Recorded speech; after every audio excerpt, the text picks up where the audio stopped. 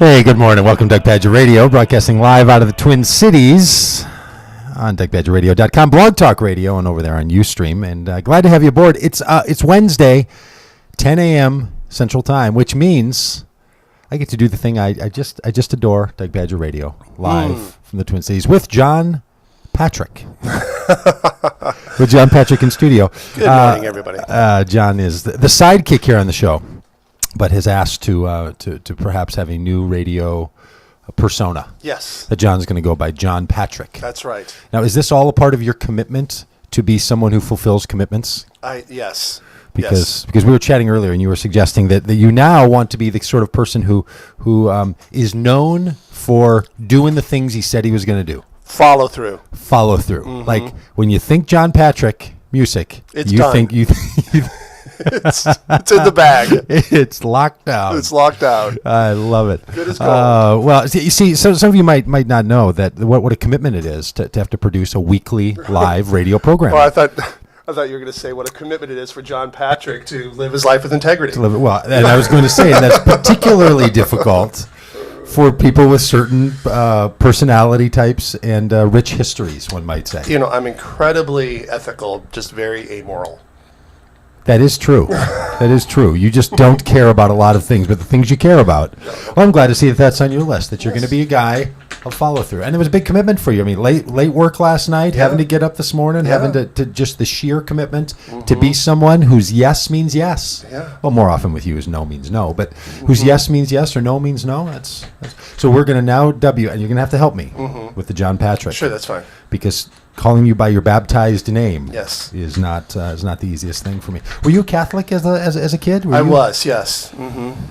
Irish Catholic. You know, we're going to have a conversation here with Tim Suttle today. He's got a book called Public Jesus, and he wants to raise a conversation about the role of Jesus and faith and religion in public life, which is a great conversation. Can't wait to have it. Yeah. How apropos. But I'm increasingly bothered by the public role of the Catholic denomination as compared to the others. There's so many Catholic, like the whole Supreme Court. Now, one of our two vice presidents, like there's just so much Catholic. There's so much Catholicism. Wow, how? And I don't have a problem with it. How anti-John Kennedy of you? Other than it just seems like a lot. It's just too much, right? It's like I like sour cream, but just don't not that much. It's just there's just a lot lot of it. If there could just be a sprinkling of a dab, a smidgen, a pinch. What do they call that? Would you a plop or that would be dollop? Fine. A dollop of Catholicism would be fine. But good grief, I mean, having a sour cream salad, I don't know. It's kind of got me all wound up on those things. Hey, Webster's Dictionary. John has put out a list of words that are now going to be included in the dictionary. Oh, good. And it's funny because when I was a kid, if I ever used a phrase or a word that wasn't real, because since my childhood, I've had a tendency of making up words. My mom was quite good at this too. She would take the word flustered and what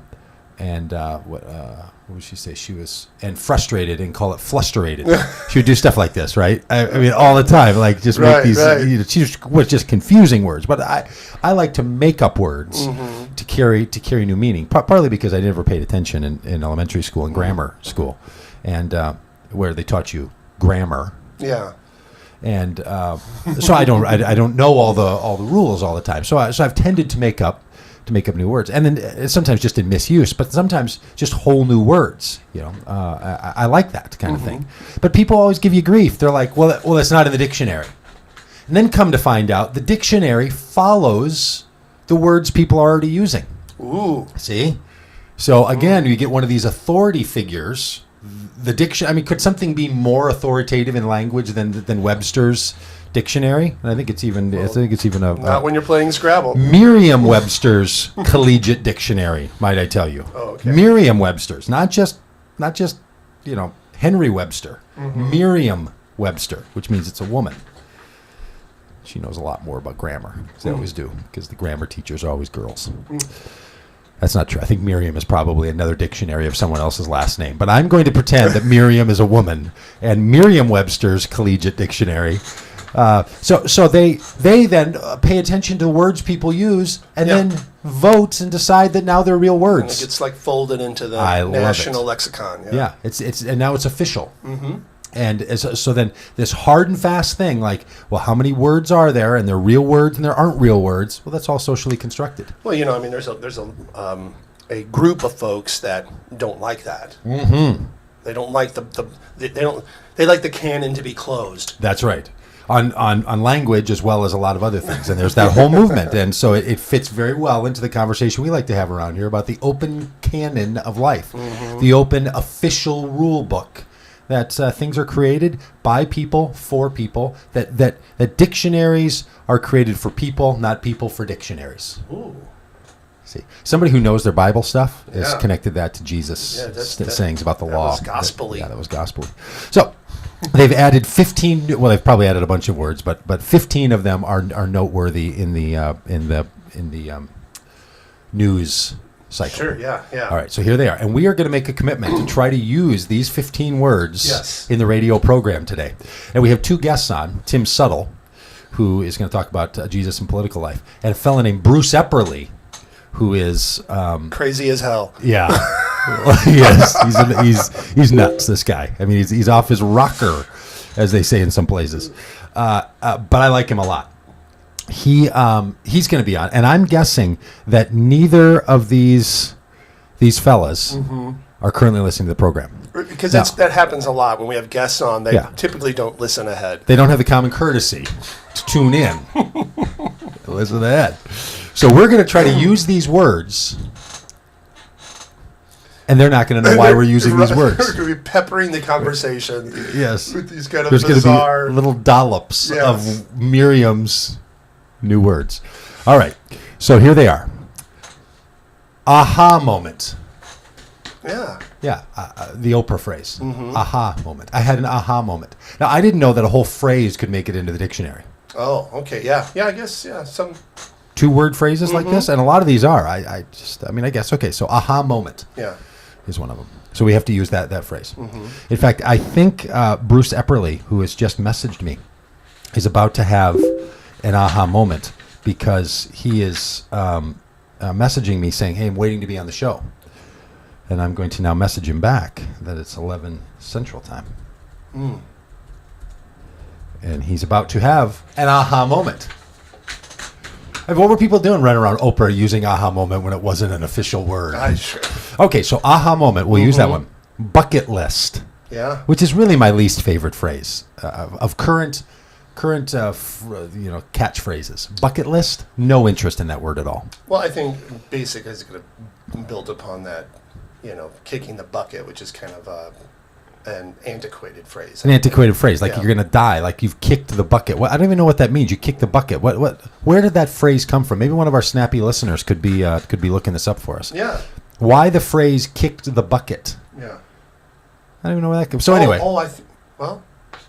I was thinking about like when you hang somebody, well, they might funny be enough, I was thinking the same thing. they'd be standing on a bucket, and you kick the bucket, and it causes them. And it causes them to die. But you don't necessarily kick your own bucket. To do you? suicide. Yes, Yeah. before someone kicked. So anyway, the bucket list is the idea, right? Of like the things you want to do before you die. Yeah. I saw a friend of mine. He literally had a bucket, like he had pieces of paper, the bucket list. I'm actually for that. You are Yeah, that kind of thing. things you want to do before you die. Yeah. It's just about just living intentionally. I mean, Oh. the older I get, the closer to death I get, Doug. Yes, You one day know, closer to death. The more these things come into my mind. But the things you want to do. Yeah. It just seems that they really pale in comparison to dying. Like the things you put on your bucket list, like the things I want to do before I cross into the great unknown, right? Until I find myself in the tender mercies of the Lord, or until I've taken my final breath and moved into non-existence. However you like to pitch that. And in light of that, it's like, I'd really like to go on a roller coaster. Yeah, suddenly my tour of Taliesin, Yeah. Frank Lloyd Wright House doesn't seem to compare. If I could just get just my eyes behold Mount Rushmore, Right. that would make this whole 80-year experience really have some ring to it. Yeah, So come on. Okay. So bucket list. We'll use that one. I mean, I just already in my mind, I have set up how I'm going to ask these people about how I'm going to use these phrases. Cloud computing. Yeah. Boy, that didn't take long. No. I mean, as long as bucket list has been around, there's movies called The Bucket List. Yeah, yeah. And it just got in the dictionary. I don't know how people even knew what that movie was about before it was in the dictionary. How did anybody know? It could have just Sanskrit was up there. You know, cloud computing, a word that I think has to do with some sort of a new element or something. Copernicium. Copernicium, which I don't even know how we would use that, but we'll use it in some way. Copernicic, something. Earth or earworm. Yeah. An earworm. Isn't an earworm a real thing? Is an earworm just the song that gets stuck in your head? Is that what that means? Is there not like a real? Is there not something that literally climbs in your ear and? Well, Doug, I like think in the there's multiple genus of insects that will burrow into one's ear, but. Right now, people that have a certain obsessive compulsive disorders and fears are freaking out right now. They're here again. They're like, they'll say that. Oh, that's why you need. They're done. That's why you need to wash your pillowcases. Energy drink. Energy drink is just now made in the dictionary. Come on. Okay, let's ask Tim if there were times where in writing the book he felt the need to have an energy drink. Oh yeah. And we'll just have these stupid questions. This is gonna be great. My favorite, your favorite. And it's spelled like this too, so I'm not using. This is the phrase, F-bomb. Yeah. F-bomb. Yeah. There's no asterisks or. No, it's F-bomb, like as if in and of itself they said the F-bomb. Right. Which again, I mean, I know we can say that word, but there might be children listening. But you can. Yes. But now on this format of radio, you can say the word fuck, and it's unbelievable to me. See, it's unbelievable to me that word carries such power to it. It's just. That even to the point that you have to have F-bomb around it. Yeah. Unbelievable. Game changer. Game changer is now a phrase. That's a real game changer. I heard people talking about the pick of Paul Ryan, to be the vice presidential candidate for Mitt Romney. And they were truly having the conversation. Is this actually a game changer? Or is it just, the pick of a new candidate, or is it really a game changer? Oh my gosh, game changer! That's a phrase that I don't ever need to hear again. Game changer. Yeah. So let's say it a lot today. This book, real game changer. It's a real game changer. Real game changer. Was it on your bucket list? Gassed. I don't know why that's. I don't even know what that means. Gassed. I don't either. Is that English? Like you're like a phrase for being drunk or something? Like how they say pissed means drunk? Have I ever told you the story about almost getting in a fight in the subway? Yeah, it is English, though, but go ahead. It is English? Well, in comparison to, French? Well, I almost got into a fight over the word pissed on a subway at about 2 a.m. in London. Really? After the break. Okay. When we come back, I'll tell you the story. Okay. Right now, I'm getting worked up. Worked up inside. Yeah, I got the flutter in my belly right now. I got my hand is twitching. It's unbelievable. Gastropub. Yeah, Gastropub. That's a new thing. Yeah, and I thought that was actually a technical phrase. Yeah. When somebody said something like, "Oh, we're going to go to a restaurant in New York, and I want to meet you. It's my favorite little gastropub." Yeah. I thought that was like it's not. It's like a catchphrase. Yeah. Is it just another name for like a restaurant? It's a kind of restaurant where you have beer and stuff, but they serve foodie food. It's like foodie, chef-driven foodie food in a bar. I see. Yeah. It's like a pub, but it's really like gastro elite. It's like elite foods in a pub. Yeah, just pretentious kind of guess. Man cave. Yeah. I mean, that could have so many meanings to it. It's unbelievable. And the fact that it means like the place in the basement where a guy gets to put up his college sports paraphernalia is really the least off the tip of my tongue here. It's really the least interesting of what man cave could possibly mean. The actual definition. Yeah, it's really not interesting. Man cave. Mashup. I like that one, mashup. And what I find interesting, some of these have hyphens between them. Mash and up is hyphened, and F-bomb is hyphened, and the other ones aren't. Number 13 on the list, sexting. Sexting.